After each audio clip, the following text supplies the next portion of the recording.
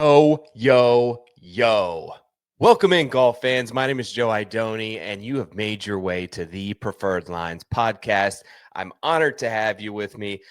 This week, solo show for me. My boy John is over in London at the moment. Have no fear, he'll be back next week. We're going back in time with Preferred Lines to some old school guest format. I've got an interview that I'm excited to unveil here shortly with a guest that I've been meaning to talk to for a while. We're gonna put him on the hot seat. We're gonna get his answers here shortly.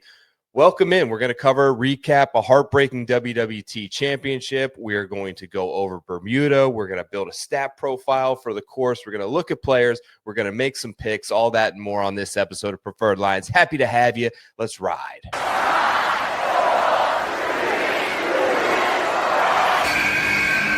Got 152 yards. Should be just a nice, comfortable 9-iron for him. They're going to go nuts when he hits this thing.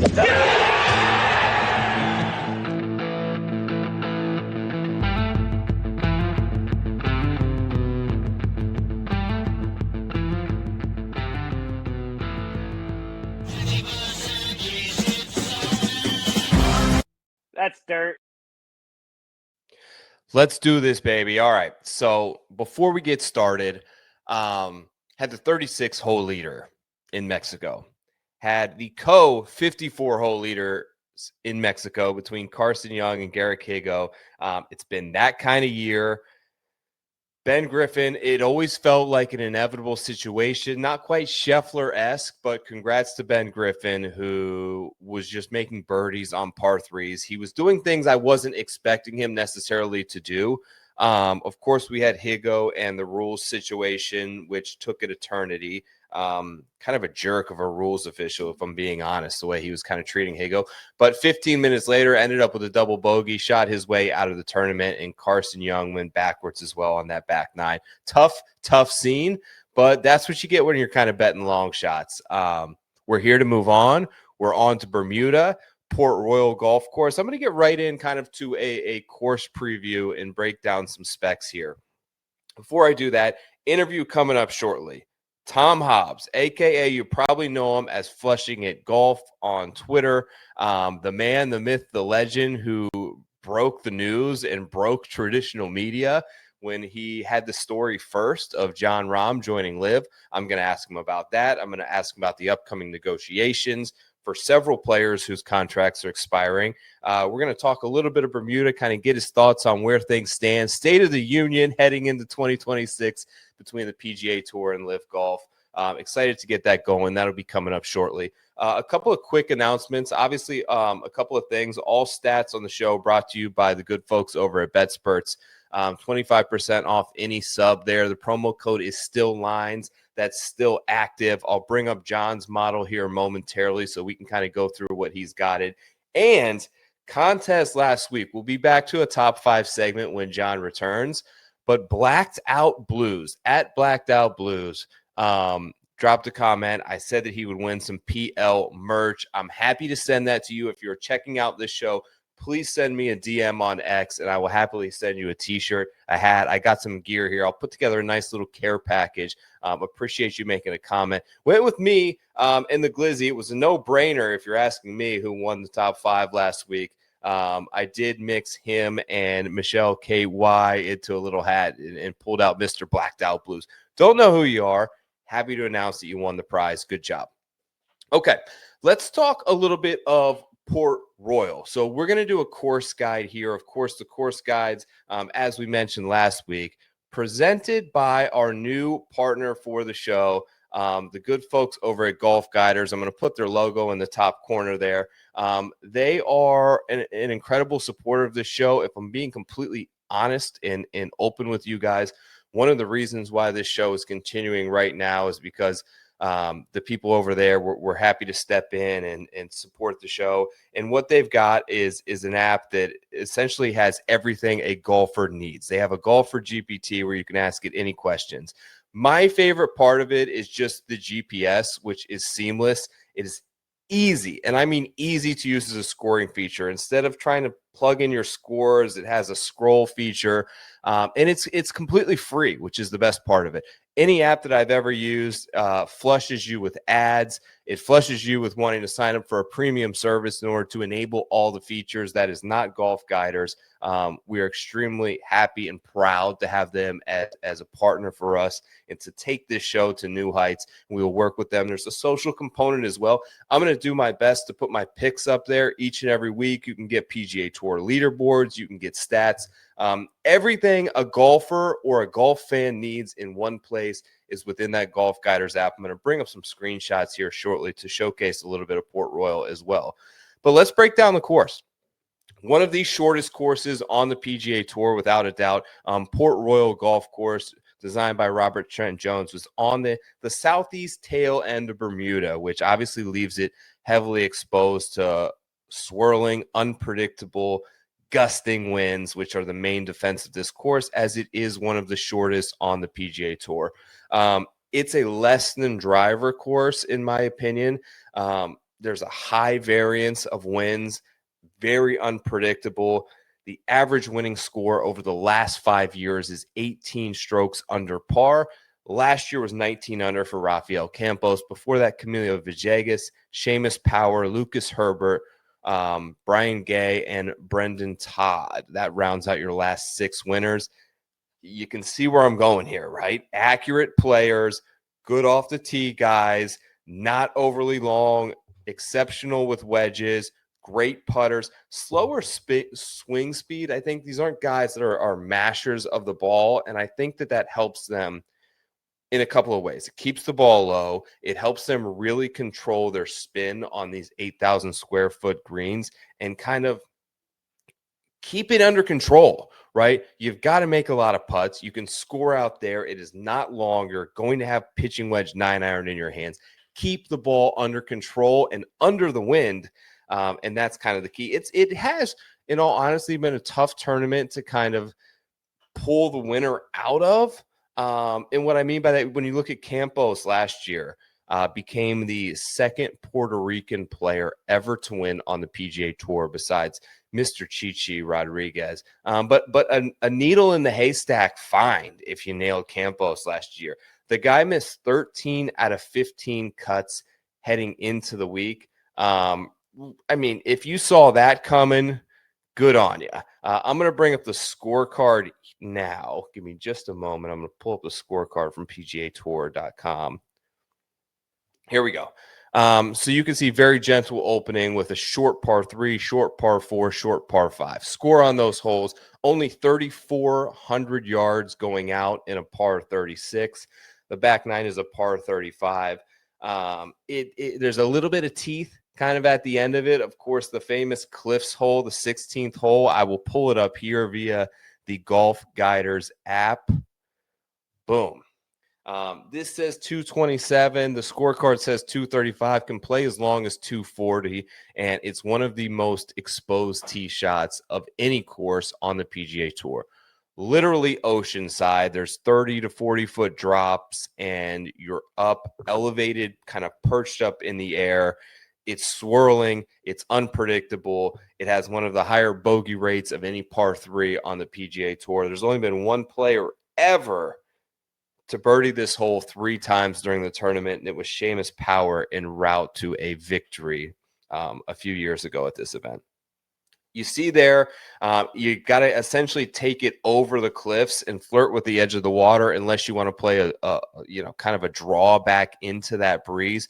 There's plenty of room to bail out right, but just the undulation of this green kind of all going away from you here at this point makes it very difficult to make par. You try to make par, you move on to the next hole, which is the par 5, which has been an important scoring hole over the years. And I kind of wanted to pull this up because it gives you a good idea of a little bit of the defense that this hole can play. Now, it's only 507. Everyone in the field, I believe, unless you're directly into a headwind, is probably going to try to take it over this center line bunker here. Need about maybe 270 carry to get it over that. I'd imagine most of the guys have that in the bag, but But what kind of happens there, and what's interesting is what you can see is it narrows at that point. You start to bring in the water on your left side. You start to bring in the cart path and the trees along the right side. And really, I think this hole and this strategy is very wind dependent, because there's no reason, if the wind's at you, maybe you just play it short left of that center line bunker. You're going to end up with, the opposite end of that. You're going to have 280 then into the hole, but you see that's all the way to the back of the green. Something you can definitely get up there in terms of finding yourself a chip or a decent spot to kind of get up and down from that point. The biggest thing with this golf course, guys, and I wanted to pull it up, is you have to be aware of the wind and where it is coming from, right? Pull this back in here. Here's Wind Finder for the week. This is kind of what you would expect, but I think could create a lot of issues. This is starting Thursday. What's nice about Thursday is while you're getting 20 plus mile an hour winds, there's a consistency there, which makes it pretty predictable. It's all coming out of the west, which should help them on holes like the cliffs. But max gusts of 23, sustained winds of 21. That's doable for these guys. Similar situation on Friday. Maybe it tails off a little bit toward the end of the day, but I don't see anything yet in the week in terms of a significant wave advantage for either AM or PM. Here's where we can potentially get some carnage is Saturday afternoon. Possible 11 a.m. to 2 p.m. wind gusts of 36 miles an hour. That's going to wreak havoc on guys on this golf course. No matter how short the course, when it goes from 28 to 36, that's going to be very difficult to sustain and to find spots, right? To find your aiming point. If it's directly left to right, and this course kind of does run a little bit out and back. Now, there's spots, especially on the front nine, where it's rather protected, but any place in the world on any course, 6,800 yards or not, 36 mile an hour winds are going to challenge even some of those best players in the world.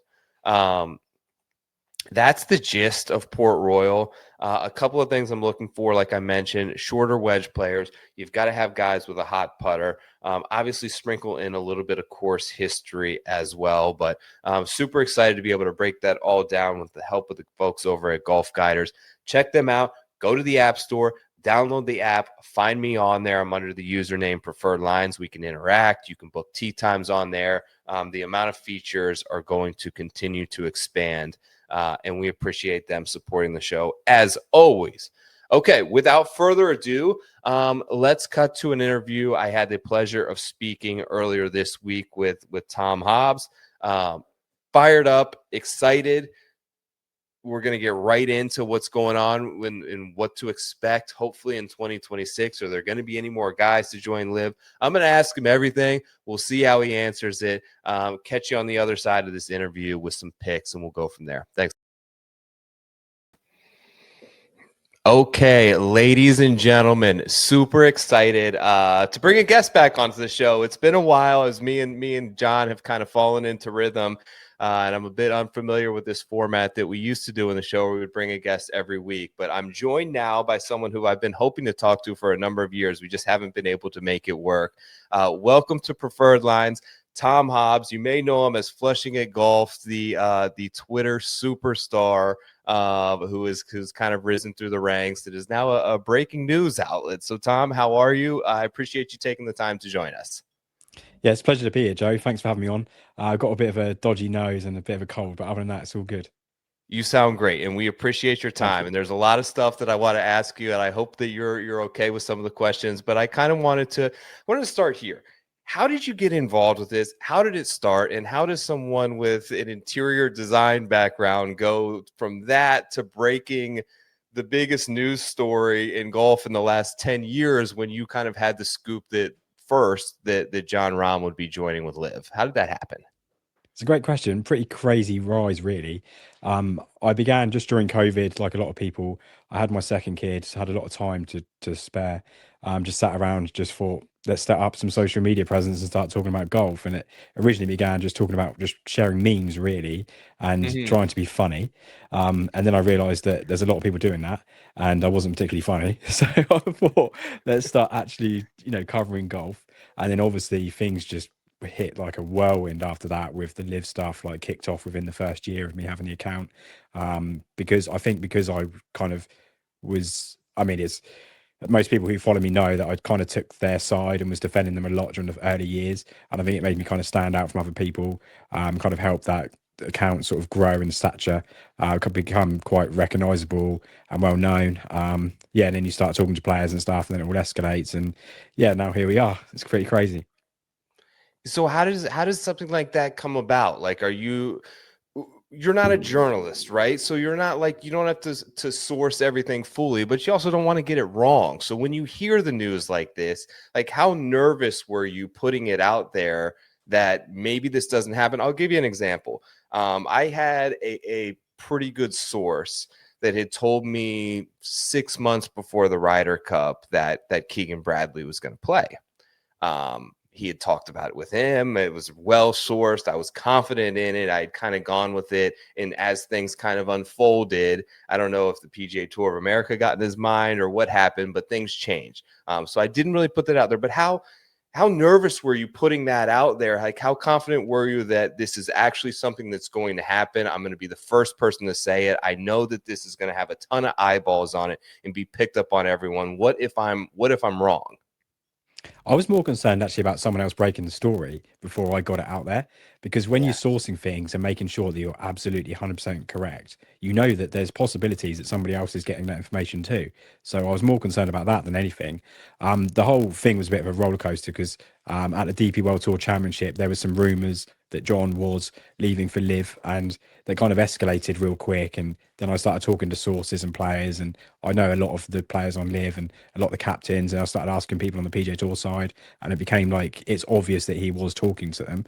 So I put that news out there and said he was in negotiations. And then a couple of weeks later, I got a call from somebody who was probably the best source I've ever had, and just said, "This is definitely happening. Like, just go, just run with it." And so I just sourced it again with the players and just checked and was 100% certain. So it went out there, and then it just caused a hell of a stir. And yeah, I guess the rest is history. It's pretty crazy.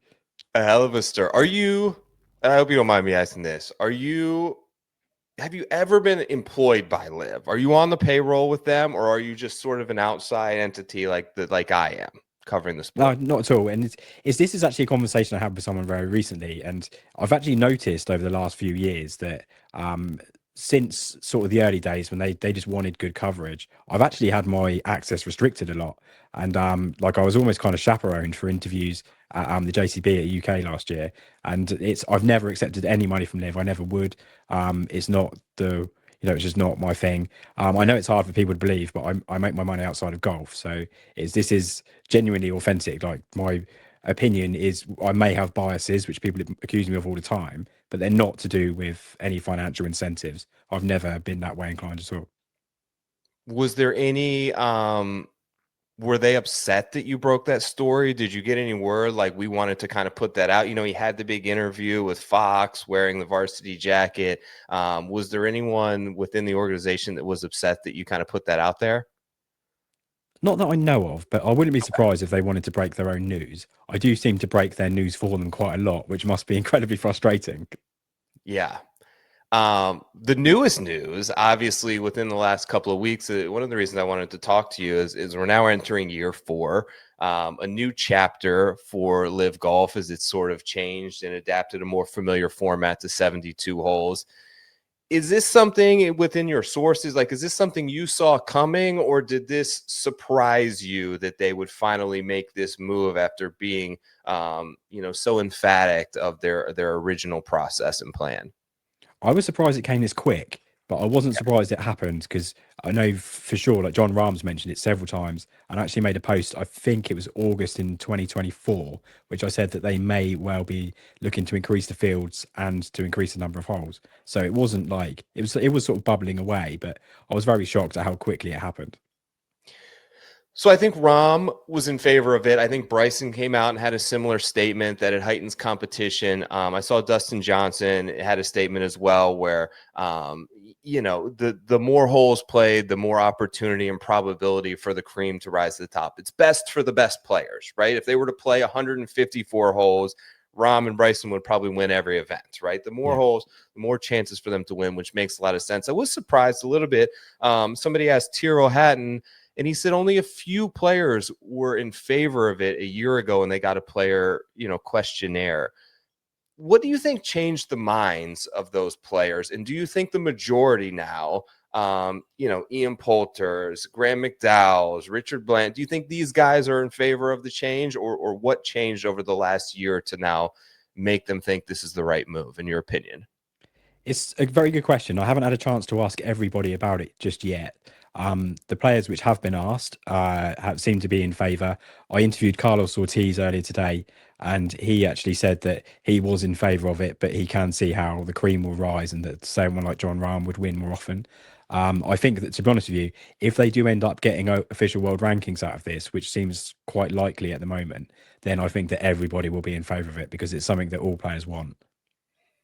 Yeah, all players have to want, like, the OWGR, I think, is the big way, and they've made efforts to kind of create additional pathways to joining the tour, which I think was another qualification that they were looking for. That's probably got to be the biggest hang up with the players, right? Like, it's gotta piss Jon Rahm off, right? To be frank, to be ranked below Michael Thorbjornsen and Jacob Bridgman and these players, this is the source. These are your rankings. And when you're 65th in the world and everyone knows that isn't a reality, it has to upset those top guys. And I imagine was one of the big motivating factors for kind of getting this change done. 100%. And it's the main thing is that it's very difficult for them to actually recruit players if they don't have this access to major championships and to the wider golf ecosystem. Because people forget that, like, LIV isn't supposed to be the product that it is right now. It was originally, the whole idea was to have the top 48 best players in the world, and they're not seem to be gaining any momentum in attracting those players. So they have to change some things. And to go back to the more established sort of golf and to try and be part of the ecosystem is obviously a big part of that, because they can't just keep throwing hundreds of millions of dollars at all these guys. Like, that's just not a successful business plan. So they have to change things up, and they'll be looking in the long run and thinking that if they can make these changes, can get access to the OWGR and to major championships, then maybe they can start trying to attract more players that would come for free rather than for like 100, 200, 300 million dollars. So you think their plan in terms of creating a potential next wave of players to join is to not pay them the upfront money, would be them to allow them access and pathways to get into these 14 events with a guaranteed purse, and let them play that way. Do you foresee an additional like wave of players joining, any more big names this offseason potentially coming over? I'm not hearing any noise about that this year. The only thing I know, they're trying pretty hard to get the Koreans, because obviously they've hosted an event there this year, and then they want to go back next year. Whether they've actually been able to achieve that, I've not heard anything along those lines at the moment. But the big one, obviously, for the last few months was a lot of people, mainly from PGA Tour circles, were saying that Minwoo Lee was going to join LIV. I spoke to my sources, and they said that they were finding it very hard to make a deal because he has so many personal brand partnerships that it was almost impossible to bring them all over with him, and they weren't going to pay him like a significant amount of money to come and join.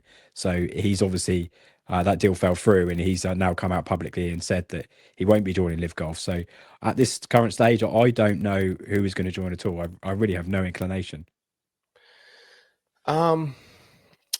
They added pathways for more players to join, and it appears the PGA Tour has informed some players who will be competing in those events, one here in Florida, I believe, that if they were to try to gain access and compete, they will be receiving a suspension. Do you know if there's truth to that? And do you think that's wrong? I think it kind of falls in line with how they've treated all of these media releases. And for them, I think it's kind of a bit short-sighted on LIV's part to actually host an event in North America. I mean, obviously, it's not against the PGA Tour sanctioned event, so maybe they thought they'd get away with it because of that. But being in the same time zone and same TV window as the PGA Tour is obviously being a whole sort of sticking point throughout this whole conversation since Liv said they were going to start hosting events in North America back in 2022. So I think it's a bit short-sighted from them, and effectively what they're all going to do, all they're going to do now is force the Asian Tour players to spend a lot of money traveling into America when it could have been hosted in Asia. Yeah. If they're able to accrue OWGR points and kind of be able to play their 14 live events and, potentially the 4 majors for these players, where do you think this leaves the DP World Tour in all of this? Because right now, I think they've kind of been the beneficiary of adding some of these big names into fields. Obviously, the players are there in part to receive points and to try to get in majors. And do you think they'll still be inclined to compete in the DP World Tournament? Like, where do they fall in all of this, assuming that LIV is able to get the OWGR access? It's a great question again, and at the moment there's a lot of uncertainty because we don't know what's going to happen with John Rahm, Teal Hatton, and Tom McKibben's fines, because at the moment they're currently in stay, and we just don't know what the outcome will be.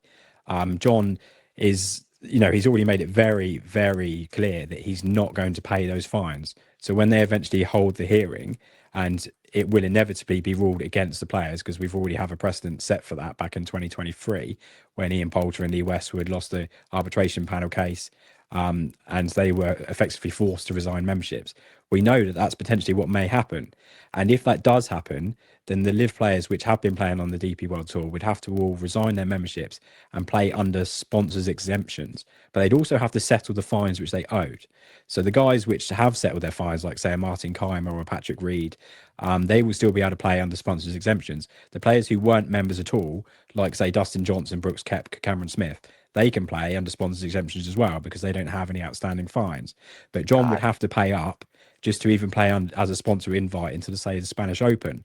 So there's a huge story brewing here, which understandably they haven't sort of given any clarification while they're playing their playoff events, because we've got the Race to Dubai final this week at the DP World Tour Championship, and I'll be surprised if it goes to the end of the year without there being some sort of conclusion to this, and the case has to be heard and there will be a ruling. So at the moment, I don't see how they can get out of it, apart from changing the rules and inviting back all the guys which are currently suspended. I would suggest that it's probably more than likely at this stage that John Rahm's played his last Ryder Cup, and that's a massive news story. Wow. Is it on principle that Rahm is fighting? Like, obviously, he's got all the money in the world. How much can this fine possibly be that he's just not willing to pay it if someone like Patrick Reed is? Is he just standing on this because he believes in what he feels is right, or is it an outrageous amount that is so obnoxious that he refuses to do so? Do you have any idea of the amount we're talking? I would assume because he's played 2 full seasons, it would be 28 events roughly. I'm not sure if there were any LIV events which weren't held against DP World Tour events, which he'd need a media release for. So if you say there's 20 events that he's played which were conflicting, it was between £75,000 and £100,000 fines per event. So it's roughly £2 million, which is obviously is not significant money. And LIV Golf have been paying it up until December the 31st of this year. But the big issue for the original guys, lapsed their memberships in 2023, was that they were also having to serve massive suspensions, which meant that even if they paid their fines, they still wouldn't have been able to play most of the year anyway. So it was like they were forced out. It was like, you've got to pay us millions to maybe play in the odd event here and there. And obviously they were never going to do that. But so far this year, they've kind of allowed John and Tyrrell to get away with not having to face their sanctions so they could play at Bethpage. But this comes to a head. They're going to have to deal with it at some point. And I'll be surprised. I just can't see any way that they can allow them to get away with it. And I see what a lot of people will be saying, which is John signed, say, a $300 million dollar contract with LIV or whatever it is, whatever the number is. I don't know the exact details. But he gets paid appearance fees to play on the European Tour. And say at the Spanish Open, the prize purse is not more than $2 million. It might be 2.5, but that's all it is. And if you're having to pay $2 million just for the privilege of being able to play in the Spanish Open, then the winner's check doesn't even cover that. So you're being asked to pay to play in these events. Like, it's people don't see it the way that it is. It's still his job. It's still his business that Yeah. he's running. Like, I have a a successful business, and I would never pay to go and do work. I don't think anybody would. Yeah. So it's you have to look at it that way. I appreciate the fact that people say, "Oh, it's just a drop in the ocean to the amount of money he's got," but Right. it's still his job, and it's a crazy thing to ask him to pay to go and work. When these initial deals are up, whether it's, DJ, I know re-signed, and Koepka and Bryson, I know are kind of the next two that I have my eyes on the horizon. Do you think there's another signing bonus for the second deal in play for them? I think there could be for some players. Yeah. I know that I've reported already that Bryson DeChambeau is currently trying to get a renewed contract early with LIV, and he's hoping to have it in play. I believe they're trying to get something sorted out by the first event at Saudi in February. Dustin Johnson has already agreed to new terms, but I don't know what those terms are. There's a lot of players which obviously would not be getting bonuses, like say Graham McDowell, who's renewed. He won't. There's no way he'll be getting paid any money.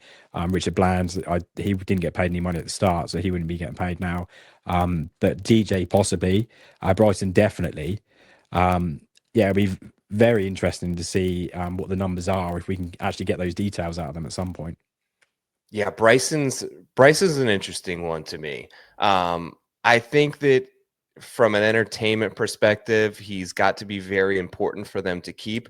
But I also feel that, I don't know if it's Bryson or his agent, probably think, this is just my opinion, that his value is maybe higher than the other people see it. And I see how things have gone with him, whether it was going, I talked about this last week on the show, going from Puma, and then that deal kind of soured into Reebok. And then, Cobra essentially sold the farm to, make him their star player with single length irons. And he's kind of moved away from them as well. Do you know anything about, I know there's a bit of a hang up with, does LIV have ownership stake in his YouTube channel? I know that's something that's extremely important to Bryson, and he kind of sees that as the new frontier of being a superstar. Is that worked into his deal, and how is it, like, do you think they renegotiate that moving forward? I think he's going to ask probably a lot more than they want to pay. Yeah, he will do, and that's part of how negotiations work, isn't it? I don't know the ins and outs of his contract in regard to YouTube, but I would understand that he would probably want full ownership of that. He's such a massive star at the moment, certainly outside of golf, and he's the one player who is on LIV at the moment who is signing massive brand deals with so many different people. He did that Instagram thing with Underdog recently where he gave away the Bentley, and he's the one player who has been able to actually sort of break through and to get those brands to come and partner with him. And that's also a massive asset to LIV, because LIV, then they get this acceptance from these big like OEMs or big brand partnerships which can come into the league, and it kind of opens the door for other people to come in, and there's a value to that. And so I think that, I don't know how much Bryson is and his agents would be asking for, but if I was LIV, I would just pay it, because he's worth his weight in gold to them. That's why I think he's got so much leverage on them. The other one, the interesting one for me too is Koepka. I know he's got another year. He's been vocal, and he's makes up his own mind, as you kind of know. There was the Fred Couples thing where he said that he spoke to Brooks and he was coming once back on the PGA Tour. They had asked him in a press conference, maybe at the US Open, and his answer was we'll see, like very vague response that, kind of leave that open. Last year, he also said that, we all hope to be further along, and it's obvious that it struggled to resonate with viewers. On one hand, I feel LIV has probably gotten everything they wanted out of Koepka, right? They got the splash move, they got the big signing, they got the initial news story. He won them a major as part of sort of their brand. How important is someone like him to keep? Like, are they willing to let him walk at this point and let other people kind of come into that place? Like, is he moving a needle in terms of selling tickets, in terms of making the Smash brand, getting some of those deals like Bryson has been able to get with partners and such like that? And just how important is someone like that, do you think, for them to keep? It's a good question. And the thing with Brooks is that he does have that star power. And I noticed that when he played in the DP World Tour events recently, where he played the French Yeah. Open, the Dunhill Links, the BMW PGA, me just like on social media, me posting about it, it was moving the needle when people were more interested in those events because Brooks Koepka was there. But on the other side, Brooks kind of hasn't really bought into the league and he Right. doesn't wear his smash gear. He doesn't seem that interested when he really talks about it. And the fact that he hasn't brought in any new players, he's just re-signed Graham McDowell for 2026. Just kind of it says a lot. I don't know. I don't really know where I sit with Brooks. He's obviously had a lot on his mind this year with Jenna Sims announced on Instagram that she had the really sad news that they'd lost a baby this year when a pregnancy. So obviously his mind would have been on that, and that sucks. But I haven't seen him being fully committed to LIV really from the start. I mean, that is kind of Brooks's persona and his personality, but Sure. it would be nice, for the guys, the LIV fans out there, to see him actually care about the league a bit more than he actually does. Yeah, I agree. The timing I think lined up where it was a deal that he couldn't turn down. I think there was uncertainty with him returning from injury. Obviously, they gave his brother a deal too, which was, I think, part of the incentive for joining initially. And I don't know if at the time he really believed like he was going to be the Brooks Koepka that was the number one player in the world. And then, you fast forward a year later and he was right there at the Masters. He obviously won the PGA Championship that year and he was fully back. And then, he had a really bad year last year in terms of the major championships. And then, like you mentioned, popped up at the French Open and looked like he was kind of resurgent and healthy again. And he kind of really fluctuates ups and downs. And I think it kind of toys with his confidence. And he's someone that, really thrives on that and feeling like the alpha and confidence really kind of pushes his and elevates his game forward. So it'll be interesting to me to kind of see where things land. In terms of changes, do you foresee anything else on the horizon that players are frustrated about after 3 years that they may have been pushing for? They moved to 72 holes. For instance, do you think they like this? Do you think they like the shotgun start? That would frustrate me as a top player and being a leader and not knowing what else is going on, elsewhere on the course and having people finish on different holes. Do you see that? Have you heard anything? Is that a sticking point for them of maybe frustration that they may change? I haven't heard anything from the players about that, but just from a personal opinion, I would change the shotgun start on the Sunday and I do a 2T start so that you can build a crescendo for the final groups. Because at the moment, I mean, I know it hasn't really happened very rarely anyway, but you could get a winner that finishes on the first or second holes. And that's a little bit crazy, really. Right. The fact that someone can post a score and then you have 4 or 5 groups still to come in and they're chasing that score, it creates that drama and that tension. But also, more importantly, all the players and the fans can congregate around the 18th green and it creates a really good atmosphere. Whereas if they're kind of spread out around the course as they currently are, it does make it sort of less boisterous than it could be, if you know what I mean. So I remember the original PGL idea, which I know they say it's not, but LIV is obviously very much based upon, what did have that. It had a 2T start on the Sunday. So yeah, that's what I would do and that's what I would change. But they're also, another change they are going to do next year is they are going to increase the fields and they're increasing the pathway systems. So it sounds like at this stage, I think there's probably quite likely they're going to have a rolling event to event qualifier, which is good news. But yeah, I'd like to see a lot that sort of leaned into a lot more and they could really expand the pathway systems via the Asian Tour into next year and beyond. So it's interesting because where does this leave the framework agreement or the potential of a merger? In your opinion, it's been so long, I almost forget that it happened. It felt to me like there were obviously mistakes made by Jay Monahan, and it felt like he was making an effort and the tour was making an effort to kind of overcorrect there. But they both kind of seem to be doing very similar things. Like the PGA Tour is different now than it was when LIV started. LIV has 14 events, guaranteed purses. You play those, you make a lot of money, you're in 4 majors. The PGA Tour has 12 signature events, no cut, massive paydays. You're in your 4 majors. Is there really any need for this? These two sides to kind of come together and merge into this world tour? And is there incentive there? And where does this leave?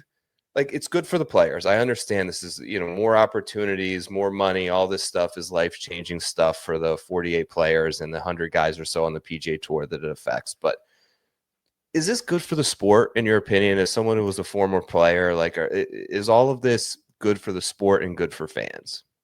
As a non-US fan, I think it is good because there was very clearly becoming a bit of a monopoly to all the players playing in the US and playing the majority of their golf in one continent for most of the year. And the wraparound season was suffocating events in Australia and things like that. And players weren't traveling as much as they could have been. And the changes have very much been a positive. Like the guys are playing all around the world now. Rory's played in India for the first time, and he's going back to the Australian Open in a few weeks. And this is, I think, has been a massive, massive positive for the game. It's very easy, I think, for obviously you're US based, but for the majority of golf media is US based, and it's very easy to look at it through that sort of the lens of what's best for you. But I was in Asia for the International Series Macau when the Players Championship was on last year, and it's on in the middle of the night. Like you can't watch it. And that's what a lot of people say about, when they're playing in Riyadh or Australia and it's on in the middle of the night, I can't watch it in the States. But then why should the guys in Asia have to not watch it because it's on in the middle of the States? And a bit of a balance between the two, I think, is a positive for the sport. Makes a lot of sense. Another thing that I think is interesting, I kind of want your take on it, if it's a positive for the sport. And I know your most recent podcast, you had Luke Kwan on. The rise of this storm brewing that is YouTube golf and the explosion in popularity. As LIV and the PGA Tour continue to kind of spar for ideas to innovate and get more eyeballs and improve their product, the ability for YouTube golf and the Internet Invitational, whatever it is, to produce, to mic, to kind of crescendo these moments into a more entertaining product. I mean, it's got 15 million views in 2 weeks. Yeah, it's crazy numbers. What role does this play in the next 5 years and how it manipulates like the world of golf and how we consume it? Well, I mean, it just seems to be like a supernova that just keeps expanding, doesn't it? YouTube golf, it's just growing and growing and growing. And I listened to Bryson DeChambeau did a conference with Salesforce recently, and he touched on this, and he said that he sees the future of golf being very much more creator based. There still obviously be a lot of room for professional golf, but the whole entertainment side and doing YouTube stuff and working with other people within, like, say he's had people from the acting world, from other sports, etc., playing matches against him, and he seems to think that could be the future. So I mean, I kind of agree with him. I mean, we don't know where this is going to go. I mean, it's certainly true that a lot of kids don't watch professional golf because it's so boring, and we seem to be breeding just robots, right? And when you can see inside these players and they're more authentic on YouTube and they're actually giving a bit of their personalities rather than just being super bland, watching what they say.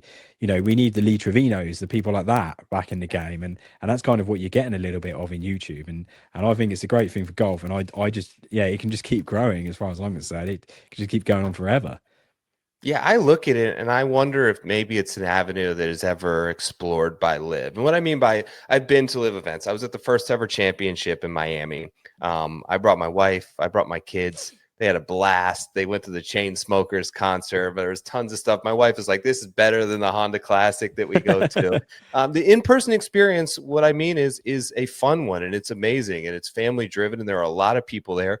But I'll be honest, I struggle to watch it on TV. Yeah. And the TV ratings have been tough. Like, are they concerned that they seem to be buying tickets, but the TV ratings are terrible? Like, how do you sell a TV deal? How do you rectify this? Do you think there's ever a world where like you could host an event and produce it similarly to how YouTube golf is done? No, I'm not talking come out 6 weeks later, but maybe you condense it into like a more digestible, more time-driven 2 hours where the players are mic'd up and it's more of an entertainment product, more of a show than a live event. Is that a world that you think they would ever explore or is possible in live sports?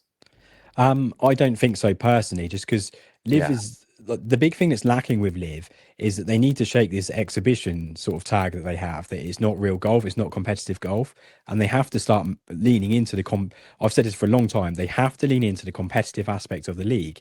People have to want to watch it on TV because they want to know what the results are.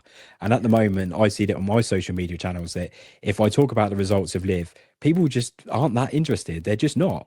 Like the smaller events on the PGA Tour, they get way more interactions than they do if you post about even John Rahm, say, winning a LIV event. Like people just, unless they're saying no one cares underneath, like the interaction just isn't there. And that's something which they have to change. And that's why I think it's a positive as well that they're moving to the 72 hole more sort of established format, because it's more something that golf fans can actually understand and can relate to, rather than trying to completely shake up the sport and completely reinvent it, which just, to be honest, they're what, three full seasons, but 4 seasons in now, it quite clearly hasn't worked. Like you said, they're not getting the TV audiences, and people, they're great events to attend in person, but like, you know, the team event stuff, I don't even cover the team event. I cover the team championship, but I don't talk week to week. I never make a post about who's won the team championship in, say, wherever it is, Korea or JCB or wherever it is, because I just don't find that interesting. And that's something that they have to change. It has to be more competitive. Do you think that do you see any difference in talking to the players in how they, like from a preparation standpoint, do they feel unprepared for major championships? Like someone like Rahm, who has seemed to struggle since joining LIV. I know, you know, obviously you have Bryson and Brooks who are kind of the outliers there, but I would say the majority of the guys have seemed to struggle a bit more than I would have anticipated since joining LIV. Do you feel that it prepares them the same way that a full PGA Tour schedule or even a DP World Tour schedule would for the 4 majors? I think that we've got a lot of sample size now, and I don't see how anybody could argue that it does prepare them the same as the PGA Tour, because the results just aren't there. And the one that does stand out is, I love the guy. I think he's a fantastic player. I mean, he's definitely one of the top 10 in the world, but Wacko Neiman just hasn't performed in majors. And it's something that he will be aware of, and he will be looking to change. And maybe going back to the 72 hole format will help, but they need to just somehow, they have to make these fields deeper. It's no good, like, you know, just going out and playing okay and coming top half and making a good check and getting points on the board for the league. Like they need to actually, it needs to mean something, and they need to be beating like 54, 57, which I think it'll be next year, of the top players in the world. Otherwise, you know, of course it's going to make you not as sharp. Like it'd just be the same as if you go out and play with your kids and then you go and play in the club championship, you're probably not going to be ready for the club championship. Sure. And it's a very similar thing. And I find it difficult. You see a lot of these guys online which will just defend LIV to the hill at every opportunity. And I just don't see how they can argue that, because the facts say very different. Yeah. Listen, I appreciate you being open here. I know that particularly Twitter can be a dark, ugly place sometimes, and I know some people come and attack you and stuff like that, and I've never thought that it was fair, and I've always actually been very pro PGA Tour, even though people probably assume the opposite just because you were willing to cover LIV.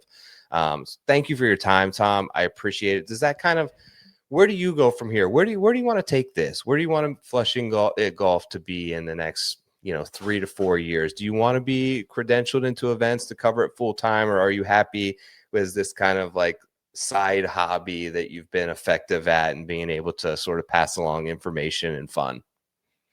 I don't really know where I want to take it, to be honest. I mean, it's something which is very much a hobby at the moment, and it is like it's a cool thing to do. Like golf was my job once. I'm not entirely sure I'm ready for it to be my job again. But I mean, I just love it. I hope that that comes across, that, you know, when I'm talking about golf and enthusiastically covering things, it's because I genuinely do really enjoy it. And certainly the LIV story has captivated me because it's so different to the sport. A lot of that, people see me covering it enthusiastically as like one-sided positive coverage, but it certainly hasn't been like that from my end. Like I've had many problems with LIV officials who are unhappy with things that I've said or me breaking their news for them. It's actually been as much as a challenge as it has with anybody else. And it's just one of those crazy things. Like there certainly are like people on the internet which are very much in that bracket of being LIV bots, and they just can't have any criticism like thrown at the league, and will do everything possible to maintain the very minimal access that they're already given by LIV.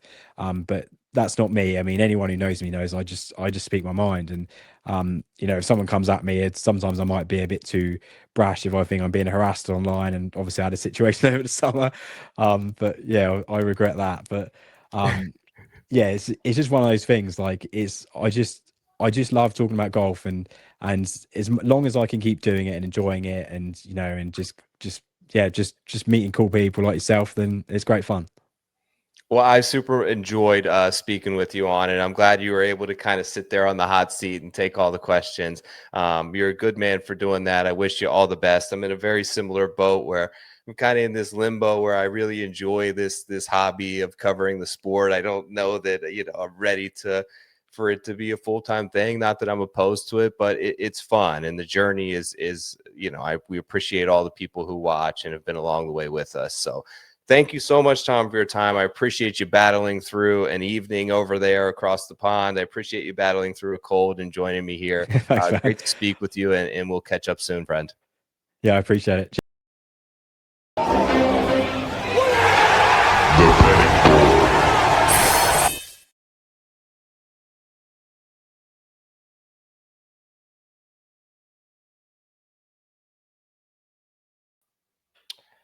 All right, all right. Excuse the mic issues. Let's talk a little betting board action for the Bermuda Championship. Appreciate you guys for sticking with me through that interview with Tom. Awesome to talk to him. Awesome to get some insight on what's been going down with LIV. Let's talk my picks for the Bermuda Championship. Obviously, full card will be out Wednesday. The Power Rankings article is out right now if you're checking out this video. Market movers will be up Wednesdays. John's stuff is out. We'll be back in here with him next week to cover the RSM Classic. But let me dish out some of my picks here for the Bermuda. I'm going to start, and I'm going to bring up the other screen here as well to share. But I'm going to start with my first pick this week. I'm going straight to 30-1. I'm resisting the temptation to dive right into Mr. Rico Hoey, to go Thorbjorn Olesen off of his worldwide dominance. And I'm going to take what I feel like is the biggest discount. And the reason being is I think that his biggest skill set is honestly somewhat mitigated on this golf course, but I don't think it's completely diminished if he gets it right. And that's Pearson Coody. Dude had an awesome rise up from the Korn Ferry Tour. Now is coming off a T3 at the Bank of Utah, a T31 last week at the Worldwide Championship, 14th at the Sanderson, T3 at the 3M Open. There's a bunch of Korn Ferry starts that aren't factored in there, but you look at the ball striking, it continues to improve. You look at the putting, it's there. He is one of the longest players in the field without a doubt. He ranks first in strokes gained off the tee over the last 30 rounds. High upside putter as well. 11th best in putting, top 10 in birdie or better percentage. He checks all the boxes except for maybe course fit. And I think that's what allowed us to get to 30-1 this week. Like I mentioned, does not quite fit that mold, albeit a positive sign for me is a T12 at this event last year. So supremely confident coming up from the Korn Ferry Finals. Performed really well in recent PGA Tour starts and finally arrives at a spot with some decent course history. I'm going Pearson Coody as the number one guy on my card this week at 30-1. The second pick, 40-1, back to Eric Cole. Now, this is like half the price that I got him last week, but the thing with Eric Cole is when the putter gets hot, he's driven by it. His confidence and his form tends to coincide like almost any other player with how well they're putting. He has 10 strokes gained putting over his last 3 starts. You get him on Bermuda greens. He's 9th best in the field from the wedge range of 100 to 150 yards.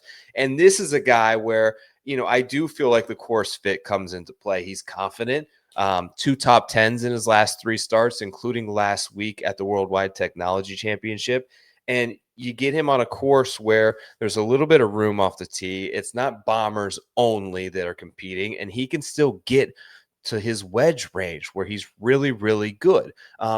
That's a difficult challenge for him on a lot of courses, including, out there in Utah where he performed pretty well. Like you get him on a 6,800-yard golf course that's Bermuda greens when the putter's hot, and I think that's a time when you can deploy some shares on Mr. Eric Cole.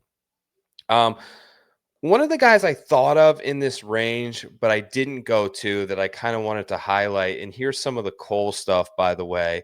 When you look at easy scoring conditions, this is the big one here.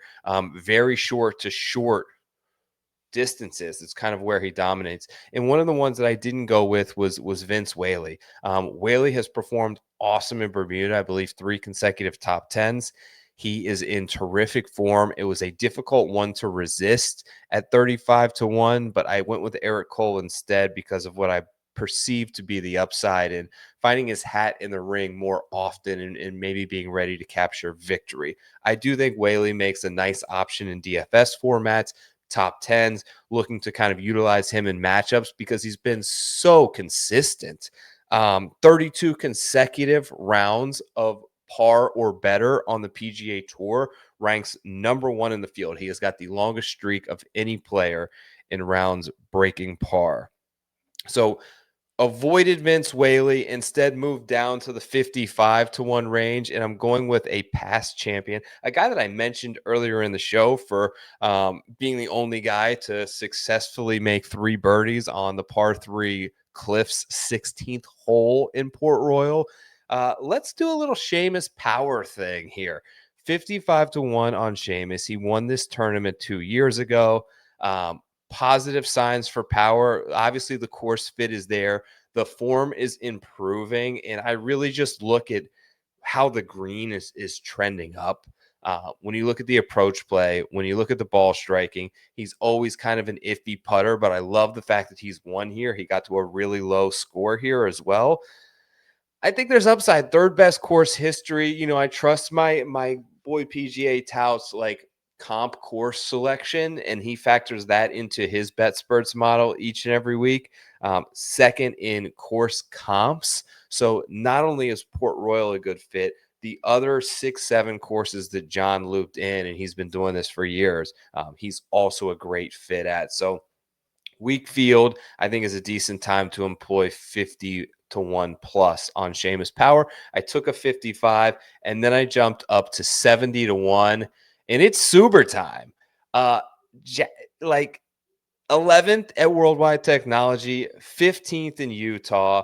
All of the metrics are really positive. He's been a great putter. Here's the thing, like you go back to his last 81 rounds, is like even. Then he started gaining half a stroke putting. Now it's 1.3 over the last 8 rounds. Plenty long off the tee.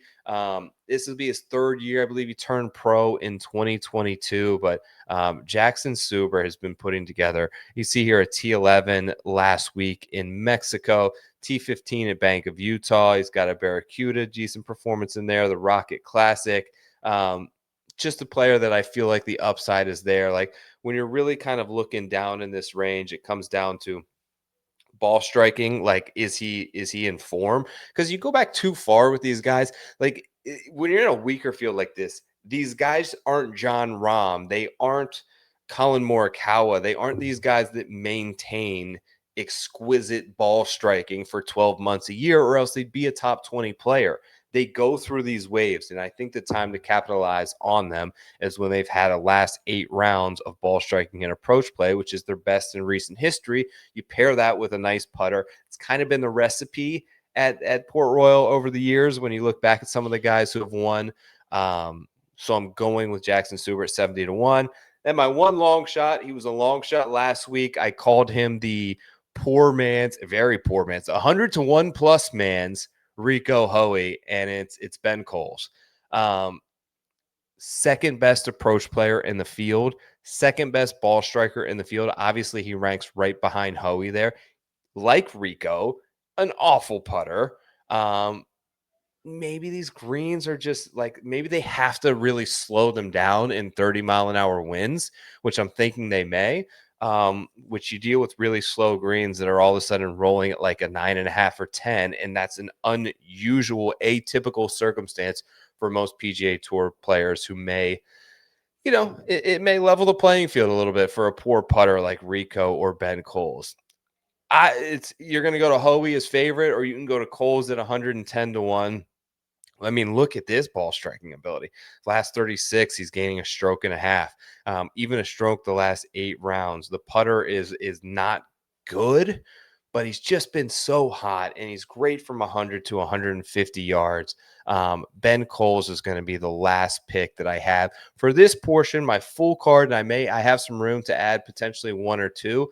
Will be out next week. You guys are awesome. John will be back here, normal co-host, normal showtime next week. Did some traveling.